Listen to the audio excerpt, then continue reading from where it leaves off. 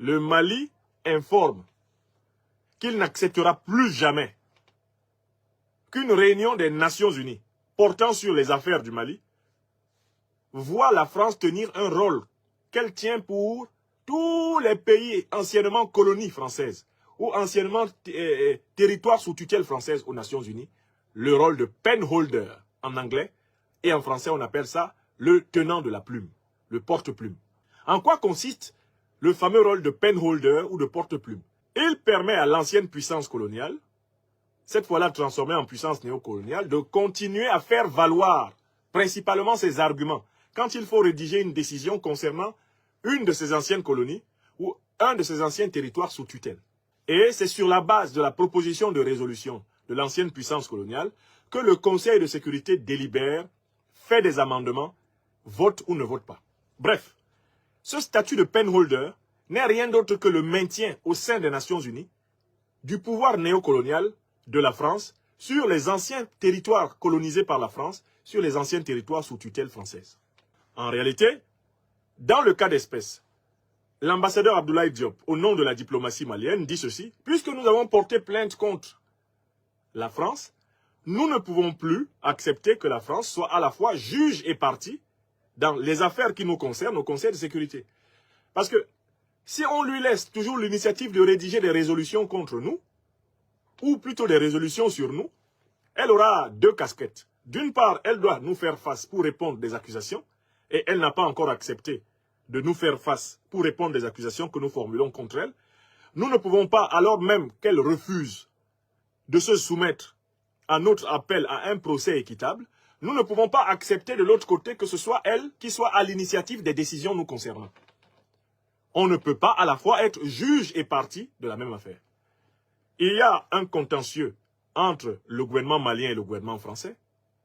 Ce contentieux a été matérialisé par les communiqués du 12 janvier 2022, du 26 avril 2022 et la plainte du 15 août 2022. Ce conflit n'a pas encore été tranché. Vous comprendrez, et pas besoin de faire de très longues études de droit pour cela, que lorsqu'il y a un conflit qui est en instruction entre deux personnes, qu'elles soient des personnes individuelles ou des personnes collectives, il n'est pas possible qu'entre-temps, l'une des personnes ait toujours la possibilité d'imposer ses décisions à l'autre. Il faut que la justice tranche entre ces personnes-là et détermine la nature des relations qui régneront, qui existeront désormais entre ces personnes. Donc le Mali dit, il est hors de question que la France continue à rédiger des résolutions nous concernant, alors que nous avons porté des accusations très graves contre la France et que vous n'avez pas encore accepté qu'on les tranche.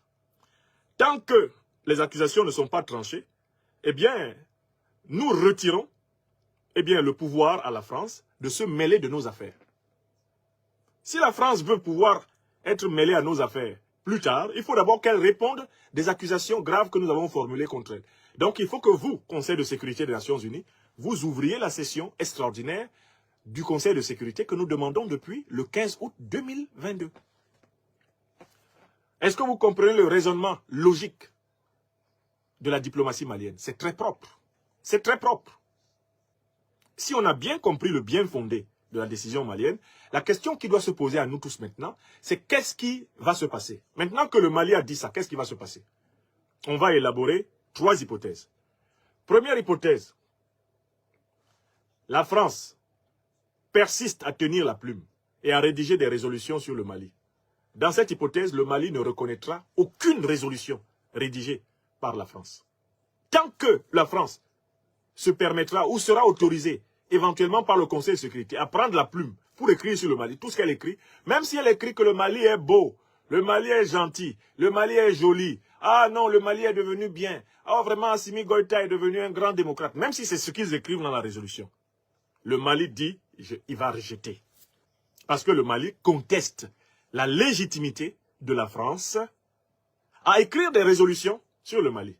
Le Mali est un État indépendant. Il a son mot à dire sur ceux qui prétendent lui prescrire des médicaments. Le Mali estime que les accusations qu'il a formulées contre la France sont tellement graves que tant que ce contentieux n'a pas été vidé, on ne peut pas se permettre de mettre à nouveau la France en situation de trancher sur le Mali. On ne peut pas être à la fois juge et partie. Bon.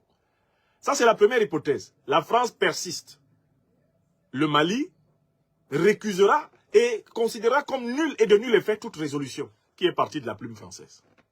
Mais dans cette hypothèse-là encore, la Russie et la Chine, qui sont les alliés traditionnels du Mali, eux aussi récuseront a priori toute résolution qui a été écrite par la France. Parce que, vous le savez très bien, le Mali soutient la Russie et la Chine à l'ONU. La Russie et la Chine soutiennent le Mali à l'ONU. Donc, si c'est la première hypothèse, c'est-à-dire que la France persiste à s'accrocher à son statut d'ancienne puissance coloniale, de puissance néocoloniale, à s'accrocher à la fameuse plume qui lui permet de ficeler les résolutions en fonction de ses intérêts à elle. Si elle s'y accroche, le Mali lui dit qu'il ne les reconnaîtra plus. Il n'y aura plus jamais une résolution qui lui soit opposable. La conséquence est que le Mali ne les reconnaîtra pas, mais aussi que la Russie et la Chine, qui sont les alliés du Mali, mettront leur veto. Ça, c'est le premier cas. Deuxième cas, la France reconnaît la légitimité de la revendication malienne et renonce à tenir le statut de penholder, ou même le Conseil de sécurité ou le président du Conseil de sécurité dit à la France, écoutez, franchement, le Mali a raison, vous êtes en conflit, en contentieux avec le Mali. Nous, Conseil de sécurité, on comprend le Mali et on vous conseille vraiment de renoncer à cette affaire de penholder. Qui plus est, vous avez vous-même déclaré que le Mali était indépendant. Donc, respectez un tant soit peu votre parole et ne vous mêlez plus d'écrire des résolutions sur le Mali. Donc, dans la deuxième hypothèse, la France l'accepte. Que va faire le Mali? Mais le Mali va voir, quand la France aura accepté cela, qui osera prendre l'initiative d'écrire des résolutions sur le Mali. Entendez très bien que le Mali ne voudra pas que des puissances, une puissance non africaine, écrivent des résolutions sur l'Afrique. La logique du Mali, et cela rejoint ici le plaidoyer que Mme Sylvie Baïpo-Témon pour la République centrafricaine avait déjà fait, toujours au Conseil de sécurité de l'ONU, c'est que ce soit les pays africains qui tiennent la plume pour écrire les résolutions concernant l'Afrique. Et comme les pays africains sont tour à tour membres du Conseil de sécurité, dans le cadre de la rotation des 10, tout pays africain qui est au Conseil de sécurité aura intérêt à écrire des résolutions de qualité concernant son pays frère, parce que quand le pays frère sera à son tour là-bas au Conseil, lui aussi, il va veiller de la même façon à ne pas laisser passer des résolutions qui soient incompatibles avec les intérêts du pays frère. D'ailleurs, ce qu'on a observé, c'est que quand un pays africain est maltraité au Conseil de sécurité de l'ONU, presque systématiquement, les autres pays africains sont solidaires. Pourquoi ils sont solidaires? Parce qu'ils savent que, comme c'est rotatif, lorsque les 3 prochains pays africains vont arriver, leur dossier à eux peut se retrouver là-bas. S'ils ont été méchants, voyous, traîtres envers un pays africain, mais lorsque les autres Africains vont arriver, ils seront méchants, voyous, traîtres envers eux, pareil.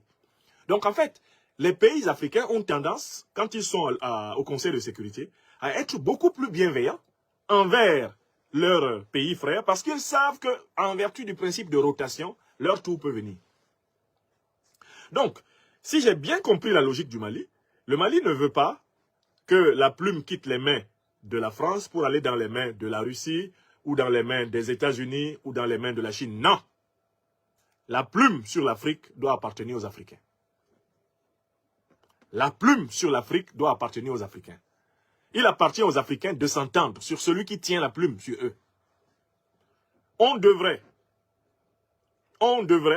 en réalité, veiller à ce que, lorsqu'il y a un dossier concernant l'Afrique, ce soit systématiquement des États africains reconnus et acceptés par la partie en question qui tiennent la plume. On devrait reconnaître ça, le principe que l'Afrique tienne la plume de l'Afrique. Donc si la France accepte de renoncer à ce statut de penholder, de porte-plume, il reste encore à obtenir que le statut de porte-plume ne tombe pas entre les mains de la Grande-Bretagne, qui est l'allié de la France. Que le statut de porte-plume ne tombe pas entre les mains des États-Unis, qui sont les alliés de la France. Vous comprenez? Il faut que le statut de porte-plume incombe aux Africains, ce qui permettra à tous les États africains de se tenir un peu par la barbichette. Quand c'est le tour du Mozambique, de tel et tel, il veille aux intérêts du Mali. Parce qu'il sait que quand lui ne sera pas au Conseil, les pays africains devront pratiquer le principe de solidarité, comme lui, il l'a pratiqué quand il était de passage au Conseil. Vous comprenez? Voilà la deuxième hypothèse. Maintenant, une troisième hypothèse est possible, c'est de dire qu'il faut laisser chaque pays proposer la résolution qui lui paraît être la meilleure pour sa situation, quitte aux autres pays à l'amender, etc. Mais enfin, ce sont les deux principales hypothèses que je voulais explorer avec vous. Maintenant, pour finir, à votre avis, comment va se comporter la diplomatie française à la suite de la décision du Mali? Est-ce que la diplomatie française, telle que nous l'avons vu se comporter à l'ONU, acceptera de se plier à cette décision? À votre avis, je vous laisse d'abord réagir là-dessus. Est-ce que la diplomatie française, l'ambassadeur de Rivière, est-ce qu'il va accepter de se plier à la décision du Mali? À votre avis, comment est-ce qu'il va se comporter? Qu'est-ce qu'il va faire? Alors, je vous donne mon avis. Je ne crois pas que la diplomatie française à l'ONU va accepter d'appliquer à la lettre la décision que le Mali a prise. Elle va tenter de contourner la décision. Elle va tenter de contourner la décision, soit en tentant de rédiger la résolution, et ça va entraîner le blocage, soit en tentant de confier la rédaction de la résolution à ses alliés britanniques, américains. Il n'y a que deux choses que la diplomatie française à l'ONU va faire. Première chose, elle va tenter de se maintenir. Non, c'est un droit que nous avons depuis 1945, ce n'est pas au Mali de le contester. Mais le Mali va contester, la Russie et la Chine vont bloquer la résolution. Et ce sera comme cela systématiquement. Dès que la France voudra proposer une résolution sur un pays qui est allié à la Russie et à la Chine, ça sera bloqué. Autre subterfuge, la France peut tenter de passer par les États-Unis et la Grande-Bretagne pour rédiger la résolution. Mais là encore, il faut s'attendre à ce que de manière très ferme, mais un pays comme le Mali refuse cela, et que les alliés du Mali, la Chine et la Russie au Conseil de sécurité, le bloquent. À mon avis, c'est ce qui va se passer. On va se retrouver dans une situation de blocage où il ne sera pas possible de voter une résolution de l'ONU sur le Mali. C'est la situation vers laquelle nous nous acheminons. Mais dès lors qu'il ne pourra pas y avoir une résolution de l'ONU sur le Mali, la conséquence immédiate, ce sera que la MINUSMA doit se retirer puisqu'elle n'aura plus de mandat pour rester. Son mandat n'ayant pas été renouvelé puisqu'il n'y a pas eu d'accord. Le Mali n'accepte plus que la France tienne la plume. La France tente de passer par la Grande-Bretagne et les États-Unis. Le Mali dit niet. La Russie dit niet. La Chine dit niet. La France tente de rédiger. Non, le Mali dit niet. La Russie et la Chine disent niet. À un moment donné, le délai de la MINUSMA sera forclos et il ne restera plus à la MINUSMA que de partir, puisqu'elle ne sera plus renouvelée par une résolution votée par le Conseil de sécurité. Donc nous allons vers un engrenage qui va aboutir au départ sans délai de la mission des Nations Unies au Mali. Si la diplomatie française emprunte la voie de l'obsession. Et voilà l'analyse que je voulais partager avec vous. Alors, saluons la cohérence de la diplomatie malienne qui va au bout des conséquences de sa volonté d'indépendance et de souveraineté. Saluons la puissance de vision du président Goïta et de ses compagnons, qui ont bien compris qu'il faut aller au bout de la logique de l'indépendance. Quand le président Goïta dit le Mali, c'est la souveraineté, la liberté de partenariat stratégique et la défense des intérêts vitaux, tout le monde voit que ce ne sont pas des vains mots, ce sont des comportements au Mali. Je dois rappeler que la ministre centrafricaine des Affaires étrangères, Sylvie Baipo-Témon, a énormément bataillé aux Nations Unies pour contester le rôle de la France comme tenancière de la plume concernant le Centrafrique. Mais il y a une différence entre le Centrafrique et le Mali dans cette affaire. C'est que jamais le Centrafrique n'a récusé, n'a pris la décision de récuser la France comme tenant de la plume. Le Centrafrique s'est contenté de se plaindre. Il s'ensuit que la France a continué à rédiger des résolutions sur le Centrafrique. Or là, le Mali introduit un fait inédit, c'est qu'il récuse la France. Il dit a priori toute résolution dont la France aura été porte-plume, nous concernant nous Mali, elle est considérée comme nulle et de nul effet au Mali. Et là, il y a donc une jurisprudence fondamentale qui commence avec l'acte que vient de poser le Mali, c'est que le Mali montre le chemin à tous les autres pays africains. Il s'agit pour tous les autres pays, anciennes colonies françaises, ancien territoire sous tutelle française, de récuser, écoutez bien le verbe, récuser le statut de porte-plume de la France dans les affaires africaines à l'ONU. Le Mali met les despotes africains au pied du mur. Tous ceux qui prétendent qu'ils ont une verbe panafricaniste, qu'ils sont anticolonialistes, c'est maintenant. C'est maintenant que Biya doit sortir de sa torpeur pour dire, moi, Paul Biya, faisant office de président du Cameroun, je récuse le droit de la France d'écrire les résolutions, d'être le tenant de la plume sur les résolutions concernant mon pays. Touadéra doit se lever et le dire clairement. Le Centrafrique récuse toute résolution qui sera écrite à l'ONU à partir de la France comme porte-plume. Fort Nyasimbe, s'il est courageux, c'est maintenant qu'il doit le montrer. Il doit récuser. Talon, debout. Bongo, debout. Sassou, debout. Tshisekedi, debout. Récuser, comme Assimi Goïta. Je n'ai aucun doute que le capitaine Ibrahim Traoré va récuser le droit de la France d'écrire des résolutions sur le Burkina Faso. Ça ne va pas tarder. Ça ne va pas tarder. Ouattara Draman, le satrape au faciès asymétrique et à la démarche en point-virgule, a l'occasion de montrer qu'il est courageux. Ah non, non, non, non, non. J'ai gouverné plus de 200 pays. Hein. Ouattara Draman, on vous attend. Venez dire que comme vous avez gouverné plus de 200 pays, vous interdisez formellement à la France de rédiger des résolutions sur votre pays, puisque vous avez gouverné 200 pays. C'est maintenant qu'on attend. Comme on dit chez nous à Abidjan, on veut voir qui est garçon. Assimi Goïta a sorti un joker. C'est un joker. Il a sorti un joker qui va permettre aux peuples africains de voir quels sont les poltrons, les lâches qui les gouvernent. On va compter maintenant, à partir de maintenant, ceux qui ont récusé. Et vous savez ce qui se prépare, c'est la dénonciation de tous les accords coloniaux. Tous les accords coloniaux, visibles et invisibles, vont être dénoncés avant la fin de l'année 2023. Au Mali, au Burkina et à travers l'Afrique. Partout où le peuple sera libéré, où des dirigeants authentiquement panafricanistes seront au pouvoir, tous les accords coloniaux seront dénoncés. Wallahi billahi talahi, cette année 2023. Tous les accords. Vous allez même découvrir des accords que vous ne connaissiez pas. Tout ça va être dénoncé. Parce qu'à partir du moment où le Mali conteste le rôle le plus important de la France en termes géopolitiques, géostratégiques, c'est-à-dire la puissance qui tient la plume sur l'Afrique, dite francophone, ça veut dire que tout l'échafaudage de la France-Afrique va s'effondrer. Donc, je peux le prédire sans risque de me tromper. Non seulement vous allez avoir une avalanche de dénonciation d'accords franco-africains, qui va suivre tout ce que vous êtes en train de voir, ce que vous avez vu au Mali et au Burkina là, ce n'est que la face visible de l'iceberg. L'iceberg va émerger et vous allez voir toute la foultitude d'accords uniques que nos aînés, nos parents, qui ont dirigé l'Afrique les 60 années qui viennent de passer, ont signé lâchement. Lâchement.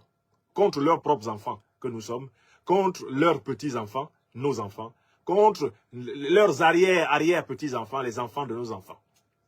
Vous comprenez? Le franc CFA, c'est sa tête qu'on attend sur le bio actuellement. On attend la tête du franc CFA sur l'échafaud de l'Afrique des libertés. Yamawa.